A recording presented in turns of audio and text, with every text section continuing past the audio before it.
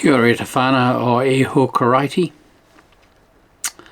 Today we're looking at the Gospel text for Sunday the 10th of July. It's Luke chapter 10 verses 25 through to 37. So we read first. Just then a lawyer stood up to test Jesus. "Teacher," he said, "what must I do to inherit eternal life?" He said to him, "What is written in the law? What do you read there?" He answered, "You shall love the Lord your God with all your heart, and with all your soul, and with all your strength, and with all your mind, and your neighbour as yourself." And he said to him, "You've given the right answer. Do this, and you will live." But, wanting to justify himself, he asked Jesus, "And who is my neighbour?" Jesus replied, "A man was going down from Jerusalem to Jericho, and fell into the hands of robbers, who stripped him, beat him, and went away, leaving him half dead. Now, by chance, a priest was going down that road, and when he saw him, he passed by on the other side. So likewise a Levite, when he came to the place and saw him, passed by on the other side. But a Samaritan, while travelling, came near him, and when he saw him, he was moved with pity. He went to him and bandaged his wounds, having poured oil and wine on them. Then he put him on his own animal, brought him to an inn, and took care of him. The next day he took out 2 denarii, gave them to the innkeeper, and said, "Take care of him, and when I come back I'll repay you whatever more you may spend." Which of these 3 do you think was a neighbour to the man who fell into the hands of the robbers? He said, "The one who showed him mercy." Jesus said to him, "Go and do likewise." Over the years I've been delighted, sometimes surprised, but delighted by the reality that no matter how many times I consider the same passage, there's nearly always something new to learn. There's new ways of seeing, and part of it is because of other learnings that I've had between times that have shaped the way in which I see, that have given me a different slant, so that when I come back to a familiar passage, I'm now often seeing it through a new set of eyes. This is one of those occasions.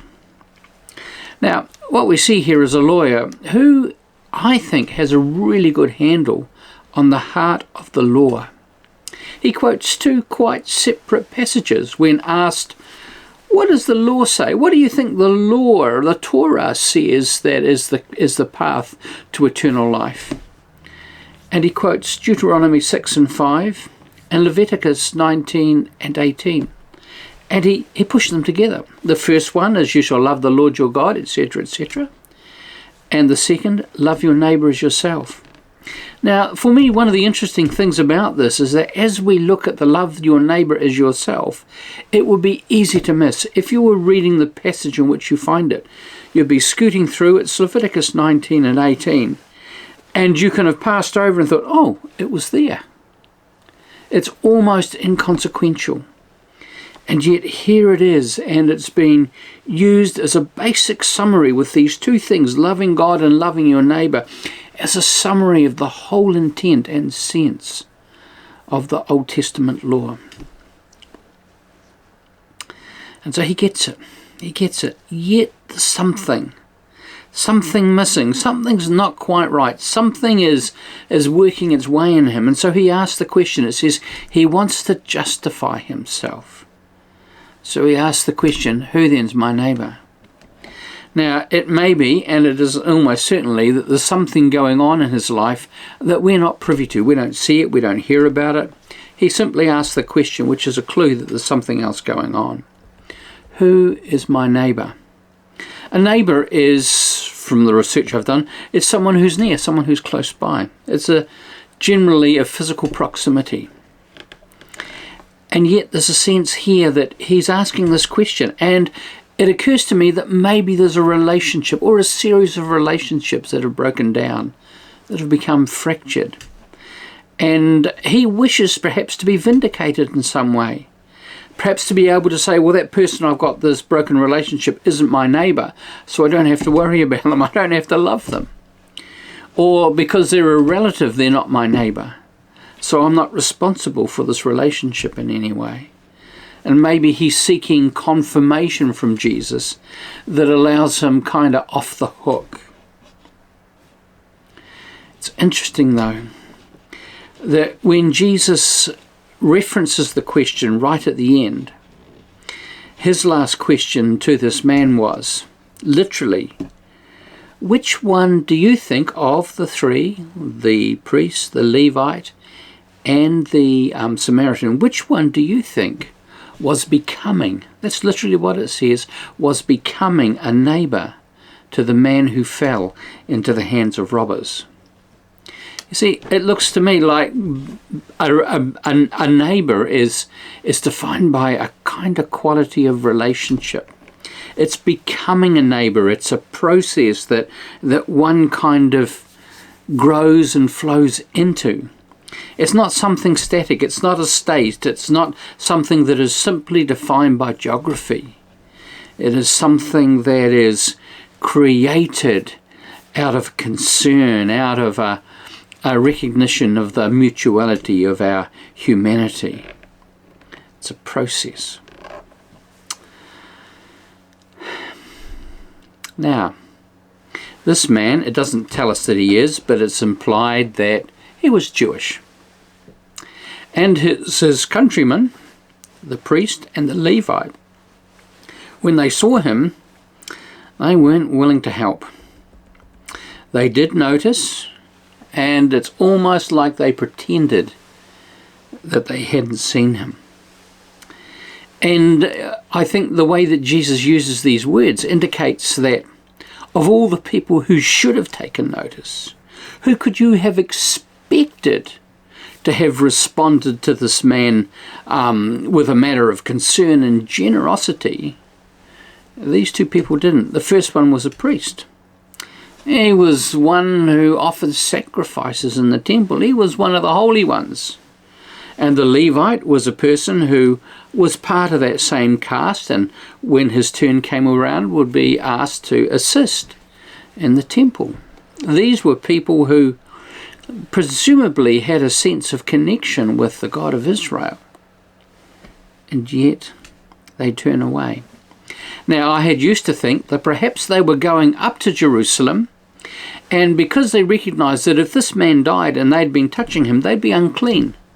If they were going up to the temple, for example, to perform some ritualistic ritual, if they were there to participate in the ritual of sacrifice, touching a dead body would have excluded them because they'd be unclean. And I think, well, there's perhaps an excuse, but what we see is that they weren't doing that. They were heading in the opposite direction.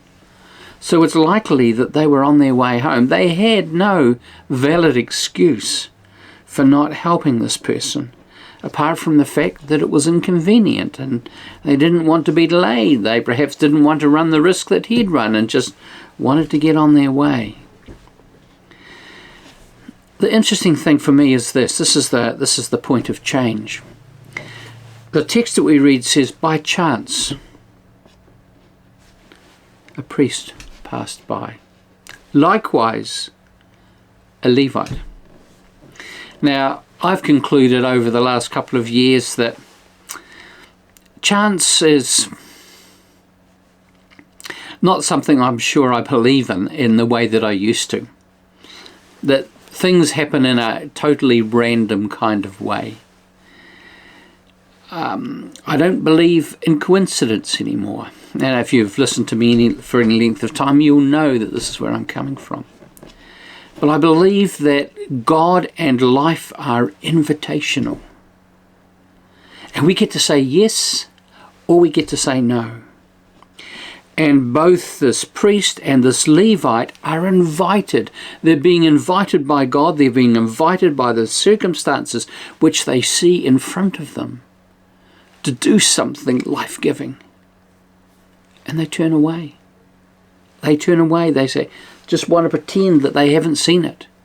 Deny what they've seen and pass on their way. Part of the difficulty for them is that they'll continue to have an awareness of their own failure at this point in their hearts.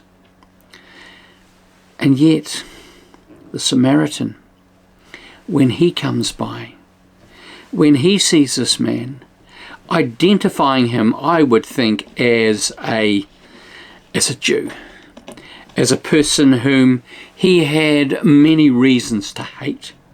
The Jews and the Samaritans hated one another, but for different reasons. The Jews hated the Samaritans, I want to suggest, because for them they were a source of shame. For them, the Samaritans, who they were actually related to, reminded them of a time of their own failure hundreds of years earlier. And they were kind of an excluded community. For the Samaritans, they lived under the shadow of that all their lives. They lived being despised, being shunned, being pushed aside by the Jewish people for those hundreds of years. And not only that, in the previous hundreds of years, 100 years to what we're talking about here in the time of Jesus, they did some terrible things to the Samaritans, which the Samaritans had every business being deeply grieved and resentful about. If there was anybody that one would think that would have no reason at all why he'd want to help a Jew, it would be a Samaritan. And yet here he is. He sees this man beaten and bleeding and half dead at the side of the road. What does he do? It says that he was moved with pity. Now the word that's used in the Greek there is splanknesomai. It's a wonderful word. It means literally his bowels, as the deepest part of him, turned over inside him. You know that sense where you see something that moves you so profoundly? And that's what happened to this man. We only see it used, I think, just about exclusively by Jesus in the New Testament. And it's used here, it's used of the story of the prodigal son, of the father when he sees his son in the distance. Everything turns over and he's up and he's running down the road to embrace his son. We see it in the few times it's there, reflecting something of the compassion heart of the Father, of God. And we see it here in the eyes and the heart and the actions of this despised and hated Samaritan who reaches in love toward his oppressor. All he sees is a human being who's suffering. And inside him is the Spirit of God is at work, even in him. He no longer sees him as a villain. He no longer sees this man as an other. He sees him as a fellow traveller who needs his help, his immediate help. And he goes and he does it. And he's generous. He tends his wounds there at the side of the road the best he can. He puts them on his own donkey, I presume his own beast, and he takes them to the closest inn and he settles them in and looks after him over the night. And the next day he gives 2 denarii, 2 coins, to the innkeeper, and he says, just look after him. And if he spends more, the next time I come by, I'll pay you. And so he trusts the innkeeper to be honest about this. There's this generosity that he exhibits toward this man. When we think now a denarius is a day's labour. It's the value of it. 2 days' labour, that's what he pays him. And he's willing to give more if it's required. This hated Samaritan understands the very heart of you shall love the Lord your God with all your heart, with all your soul, with all your strength, with all your mind, and love your neighbour as yourself. His heart recognizes this other human being in trouble, and all he sees is a fellow traveller, another human being. He sees past all what would normally be blockages, and he reaches towards him in love and compassion. That's how God sees us. That's how God invites us to see others. As I said, this is invitational. The invitation was made to the priest. It was made to the Levite. They both turned the other way. But this despised Samaritan, he hears the call of God, and he responds with generosity and with grace. It's challenging, isn't it? God bless you.